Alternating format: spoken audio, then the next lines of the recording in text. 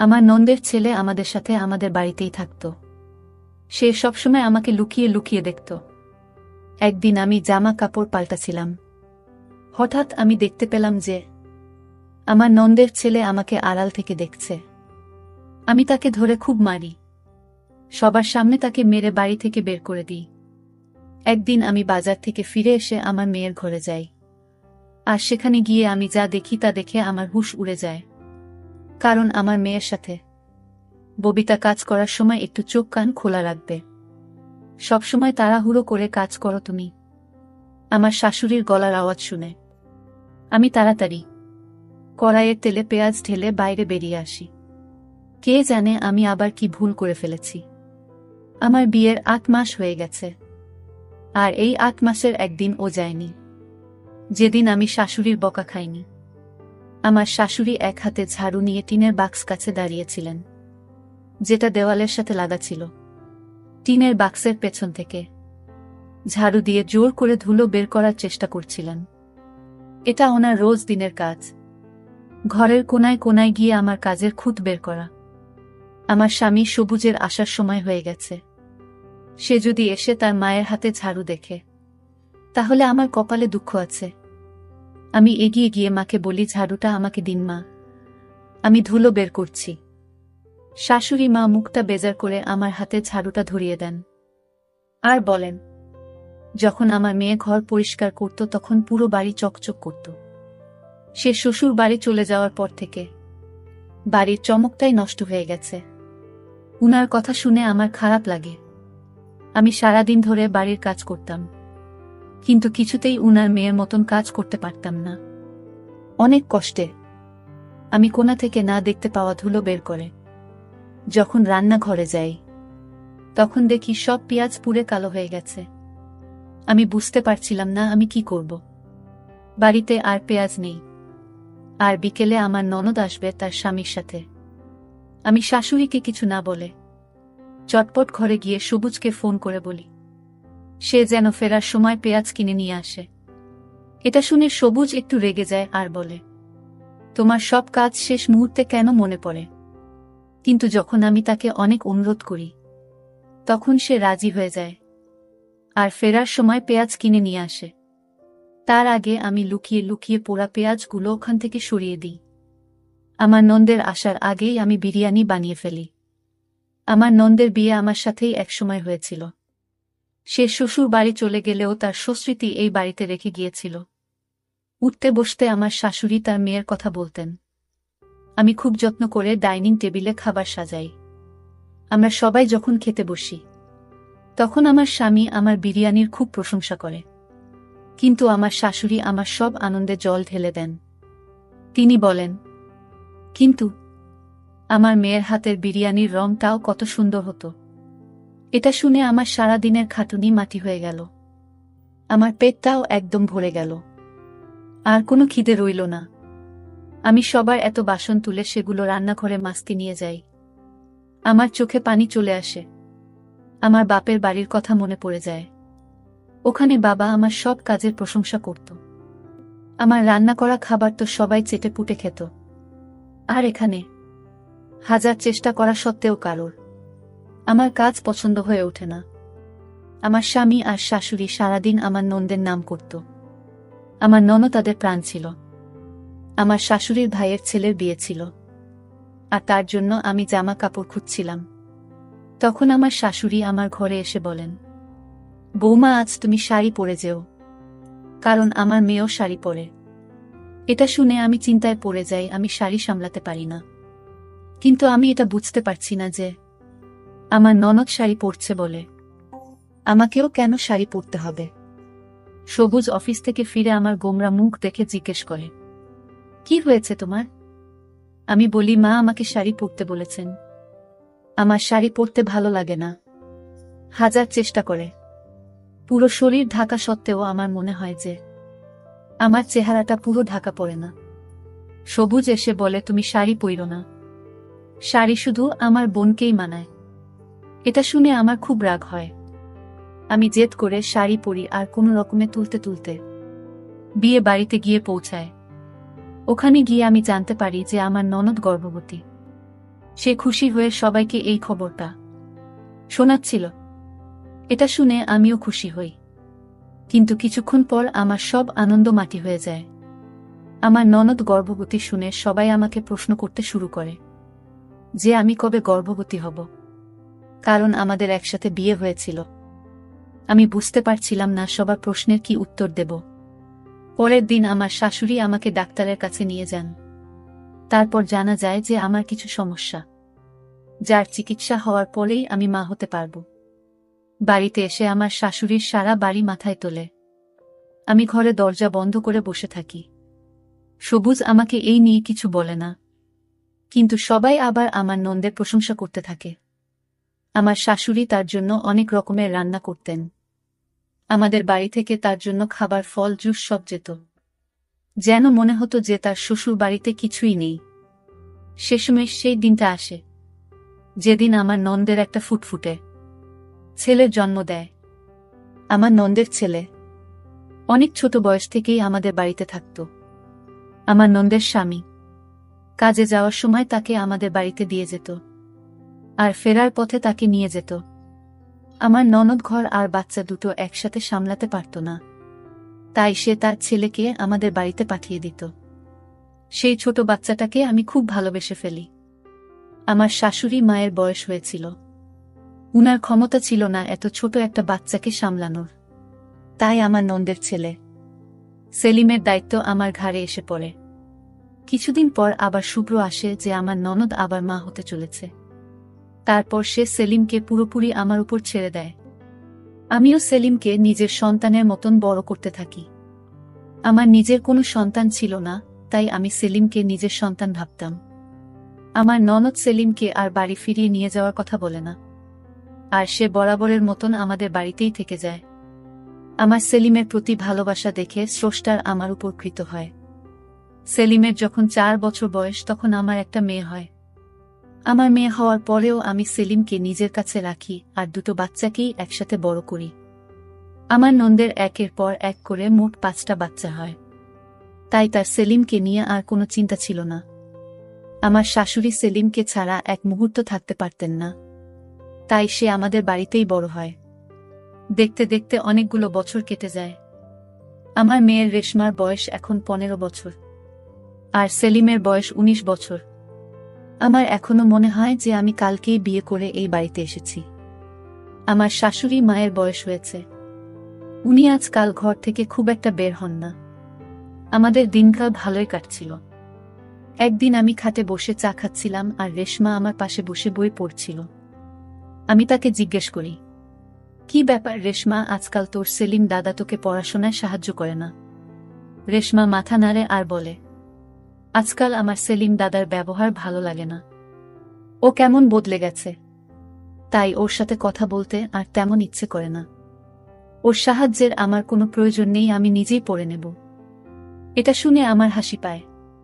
ভাই বোনের মধ্যে এরকম ঝগড়া তো হয়েই থাকে, কিন্তু আমি দিন দিন লক্ষ্য করি যে তাদের মধ্যে দূরত্ব বাড়তেই আছে। আগে ওরা সবসময় একসাথে থাকত, কিন্তু আজকাল সেলিম যেখানে থাকে সেখানে রেশমা যেতেও চায় না। আমি রেশমাকে অনেক বোঝানোর চেষ্টা করি, কিন্তু সে বলে, মা তুমি সেলিম দাদাকে ভালোভাবে জানো না, ও এখন অনেক পাল্টে গেছে। আমি রেশমাকে তার মতো ছেড়ে দিই আর ভাবি যে পরে ওকে আমি বুঝিয়ে বলবো। আজকাল প্রায় সে আমার কাছে সেলিমের নামে নালিশ করে, কিন্তু আমি সেলিমের বদলে তাকে বোঝাই, কারণ আমার সেলিমের প্রতি বিশ্বাস ছিল। সে আমার চোখের সামনে বড় হয়েছে। আমি আর আমার শাশুড়ি মা তাকে বড় করে তুলেছি। আমাদের শিক্ষায় সে বড় হয়েছে, তাই সে কখনোই খারাপ হতে পারে না, এটা আমার বিশ্বাস ছিল। কিন্তু এই কয়েকদিন আমিও সেলিমের মধ্যে একটা পার্থক্য লক্ষ্য করছি। ও সারাদিন আমার উপর নজর রাখত। সেলিম আমার ছেলের মতো ঠিকই, কিন্তু সে আমার স্বামী নন্দের ছেলে, তাই আমি ওর সামনে ঘোমটা দিয়ে থাকতাম। ও যখন কলেজ থেকে ফিরত তখন রান্না ঘরের বাইরে বসে আমাকে কাজ করতে দেখত। ওর নজরটা আমার ভালো লাগে না। আমার তখন মনে হয় যে রেশমা হয়তো ঠিকই বলছে, সেলিম বড় হয়ে গেছে, তাই হয়তো রেশমা ওর থেকে দূরে থাকতে চায়। একদিন আমি সবুজকে বলি, আমাদের এখন সেলিমকে তার মায়ের কাছে পাঠিয়ে দেওয়া উচিত। একটা কম বয়সী ছেলেকে আমাদের বাড়িতে রাখা ঠিক নয়। এটা শুনে সবুজ অবাক হয়ে যায় আর বলে, হঠাৎ তোমার মাথায় এমন একটা খেয়াল এলো কেন? সেলিম তো ছোটবেলা থেকেই এখানেই বড় হয়েছে। আমার বোন তো ওর দিকে ফিরেও তাকায়নি। তাহলে এখন আমি তাকে আমার বোনের কাছে কেন ফেরত পাঠাবো? তুমি কি ভুলে গেছ যখন রেশমা হয়নি তখন সেলিম আমাদের একমাত্র সন্তান ছিল? তার তো কথা শুনে আমি চুপ হয়ে যাই। এই কথাটা একদম সঠিক যে আমার মেয়ে হওয়ার আগে পর্যন্ত আমি সেলিমকে কোলে নিয়ে নিজের মা হওয়ার শখ মেটাতাম। কিন্তু আজকাল সেলিমকে নিয়ে আমার খুব ভয় হয়। ওই যে কথায় বলে না, নিজের রক্ত সব সময় নিজেরই রক্ত হয়।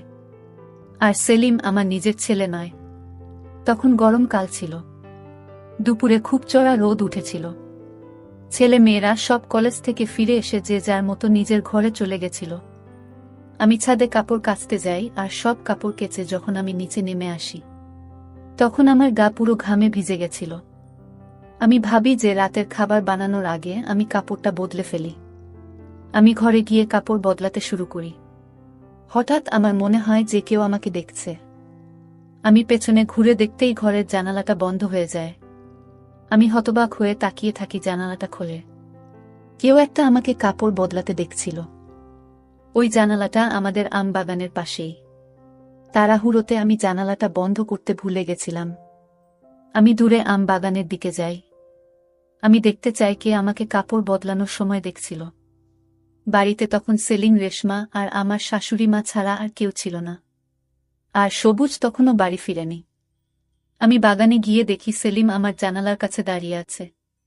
তখন আমি চোখে অন্ধকার দেখছিলাম। আমার বিশ্বাস হচ্ছিল না যে যেই ছেলেটাকে আমি ছোটবেলা থেকে কোলে পিঠা করে বড় করেছি সে এতটা নিচে নামতে পারে কি করে। সে আমাকে জামা কাপড় বদলানোর সময় লুকিয়ে লুকিয়ে দেখছিল। আমাকে দেখে সেলিম চমকে উঠে আর ওখান থেকে চলে যাওয়ার চেষ্টা করে।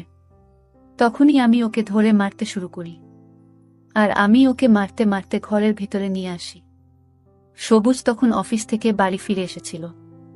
বাড়িতে ঝামেলা দেখে সে হতবাক হয়ে যায়। আমি সেলিমকে নিয়ে গিয়ে সবুজের পায়ের কাছে ধাক্কা মেরে ফেলে দিই। আর সবুজকে বলি, জিজ্ঞেস করো তোমার আদরের বোনের ছেলেকে সে আমার ঘরের জানালার বাইরে কি করছিল। সবুজ বলে, ববিতা তুমি শান্ত হও, এত চেঁচামেচি করার কি আছে? আমি রেগে বলি, তোমার বোনের ছেলে তো আজ তার সব সীমা ছাড়িয়ে গেছে। সে অনেকদিন ধরে আমাকে খারাপ নজরে দেখছিল। আজ সে আমার জানালা দিয়ে উঁকি মারছিল, কারণ সে জানত যে আমি ছাদ থেকে কাপড় কেচে নিচে এসেছি। আর এখন আমি কাপড় পাল্টাতে ঘরে যাব। তখন আমার শাশুড়ি মা ঘর থেকে বেরিয়ে এসেছিলেন। আমার কথা শুনে সবাই হতবাক হয়ে যায়। সবুজ বলে, কবিতা তুমি যা বলছো ভেবে চিনতে বলছো তো? আমি বলি, তুমি তোমার ভাগিনাকে জিজ্ঞেস করো না। সবুজ সেলিমের দিকে তাকায়, কিন্তু সেলিম চুপচাপ অপরাধীর মতো মাথা নিচু করে দাঁড়িয়েছিল। আমি সেলিমকে বাড়ি থেকে বের করে দেই। সে আমার নন্দের বাড়িতে ফিরে যায়। আমার শাশুড়ি মা তো বিশ্বাসই করতে পারছিলেন না যে সেলিম এমনটা করতে পারে। আমি বা শাশুড়ি মাকেও তো তাকে এমন শিক্ষা দিইনি। তাহলে এমনটা কি করে হলো? আমারও এটা বিশ্বাস করতে কষ্ট হচ্ছিল, কিন্তু আমি সবটা নিজের চোখে দেখেছিলাম, তাই আমার আর কোনো সন্দেহ ছিল না। আমি পরিবারের সকলকে সেলিমের এই নোংরা কাজের ব্যাপারে বলে দিই। এতে সবাই সেলিম আর আমার নন্দের নামে ছিটছিট করে। এই ঘটনাটার পর প্রায় 7 দিন কেটে গেছে। এই 7 দিন আমার শাশুড়ি মা একবারও তার ঘর থেকে বেরোয়নি। সবুজ তো আমার সাথে বেশি কথা বলে না। আমিও চুপচাপ ছিলাম। রেশমা সারাদিন নিজের ঘরেই থাকত। আমার তো এখন ভয় হতে থাকে যে যদি সেলিম রেশমার সাথে খারাপ কিছু করত, তখন আমরা লোকের কাছে কি করে মুখ দেখাতাম। সেলিমে যাওয়ার পর আমি বুঝতে পারি যে সেলিম বাড়ির অনেক ছোটখাটো কাজ করে দিত। ও চলে যাওয়ার পর সেই সব কাজ আমার ঘাড়ে এসে পড়ে। আমাকে রোজ বাজারে যেতে হতো। সবুজ সারাদিন অফিসে থাকত আর সে অনেক বেলা করে ফিরত। তাই কিছু কেনার দরকার হলে আমাকে বাজারে যেতে হতো। একদিন দুপুরে খুব চড়া রোদে আমাকে বাজারে যেতে হয়। আমি কয়েকটা কেনাকাটা করে তাড়াতাড়ি বাড়ি ফিরে আসি। বাড়ি এসে আমি প্রথমে রেশমার ঘরে গিয়ে তার পছন্দের কেকটা দিয়ে আসি। সেই ঘরে পড়াশোনা করছিল।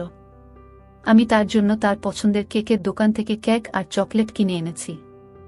রেশমা তখন তার ঘরে লেখাপড়া করছিল। তারপর যে আমি রেশমার ঘরে গিয়ে দরজাটা খুলি, অমনি আমার আত্মা কেঁপে উঠে। আমার মেয়ে একটা ছেলের সাথে বিছানায় শুয়েছিল। রেশমা হয়তো ভেবেছিল আমার বাজার থেকে ফিরতে দেরি হবে। তখন আমাকে দেখে তার চেহারার রং পাল্টে যায়। তার পাশে শুয়ে থাকা ছেলেটা দ্রুত করে ওঠে, ঘরের জানালা দিয়ে পালিয়ে যায়।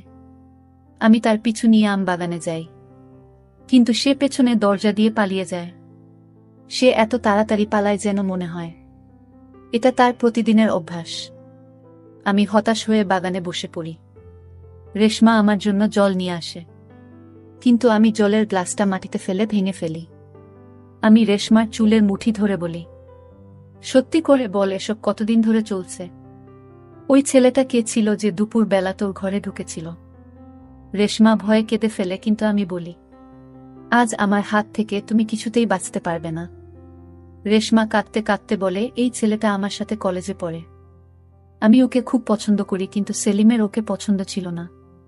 সেলিম চাইতো না আমি ওর সাথে মেলামেশা করি, কারণ ওর মনে হতো ও খারাপ ছেলে।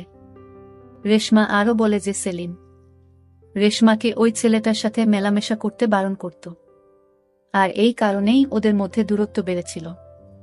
রেশমার পছন্দ ছিল না সেলিম তাকে কোনো কাজে বাধা দিক, আর সেলিম রেশমাকে ভুল পথে যেতে দিতে চায়নি। সেলিম আমাকে রেশমার ব্যাপারে অনেকবার জানাতে চেষ্টা করেছিল, তাই সে আমার আশেপাশে ঘুরত, কিন্তু তার সাহস হয়ে ওঠেনি। এই কথাটা আমাকে মুখ ফুটে বলায় রেশমা সেলিমের বিরুদ্ধে আমার কান ভাঙাত, ওর নামে খারাপ কথা বলতো।